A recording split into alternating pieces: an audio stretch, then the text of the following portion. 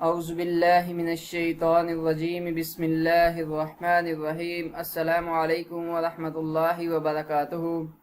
آج کا سوال کچھ اس طرح ہے کہ اگر اہل میت کے لیے کوئی دوسرا کھانا تیار نہ کرے تو کیا وہ خود پکا سکتے ہیں یا نہیں، اور کیا جو میت کے لیے دعائیں کرنی چاہیے ہاتھ اٹھا کر کی جائیں یا ویسے بھی کہہ دی جائیں تو کچھ نہیں ہوتا، اس کے بارے میں بتائیں۔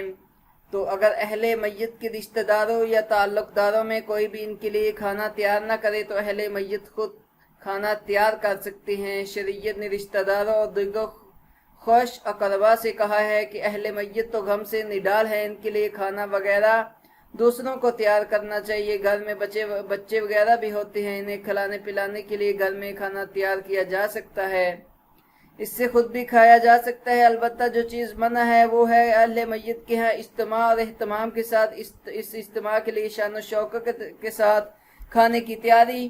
اس قسم کی اجتماع اور اہتمام کو صحابہ کرام رضوان اللہ مجمعین نوحہ کی ایک قسم شمار کرتے تھے۔ جہاں تک تعزیت کے لیے ہاتھ اٹھانے کا ذکر ہے، اس کے متعلق ہم نے وضاحت سے لکھا تھا کہ تعزیت میں دو چیزیں ہیں کہ ایک میت کے لیے اخروی یعنی آخری زندگی کی کامیابی کے لیے دعا کرنا، اور دوسرا یہ کہ اہل میت کو تسلی دینا اور انہیں صبر و تحمل کی تلقین کرنا۔ لیکن اہل میت کے گھر جا کر مخصوص انداز اختیار کر کے ہاتھ اٹھا کر دعا کرنے کا ثبوت کتاب و سنت سے نہیں ملتا۔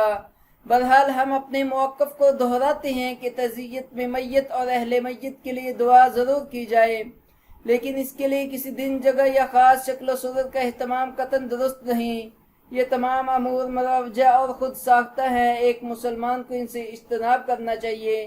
خوشی غمی کے مواقع پر ہمارے اسلاف جو روایات چھوڑ گئے ہیں، انہی پر عمل کرنے میں خیر و برکت ہے۔